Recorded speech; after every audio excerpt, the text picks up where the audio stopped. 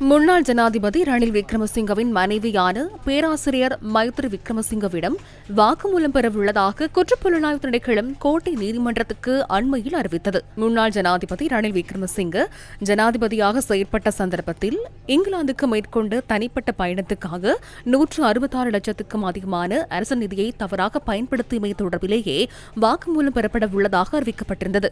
அதற்கமைய முன்னாள் ஜனாதிபதி ரணில் விக்ரமசிங்கவின் பாரியார் குற்றப்புலனாய்வு திணைக்களத்துக்கு இன்று அழைக்கப்பட்டிருந்தார். எவ்வாறாயினும் நோய் நிலைமை காரணமாக அவர் 2 வார கால அவகாசத்தை கோரியுள்ளதாக குற்றப்புலனாய்வு திணைக்களம் தெரிவித்தது. ஐக்கிய தேசிய கட்சியின் சட்டத்தரணிகள் சங்கம் இன்று ஏற்பாடு செய்திருந்த ஊடக சந்திப்பில் இது தொடர்பில் கருத்து வெளியிடப்பட்டது. அவர் நேற்று எழுத்து மூலம் குற்றப்புலனாய்வு திணைக்களத்திற்கு அறிவித்துள்ளார் என நினைக்கின்றேன். அவர் வருகை தருவதை வேண்டுமென்றே தவிர்த்ததாக சமூக ஊடகங்களில் ஒரு கருத்து பகிரப்படுவதை அவதானித்தேன். அவ்வாறு இல்லை. சட்டத்தை மதிக்கும் விசாரணைகளுக்கு ஒத்துழைப்பு வழங்கும் வகையில் அவர் குற்றப்புலனாய்வு திணைக்களத்திற்கு எழுத்து மூலம் அறிவித்துள்ளார்.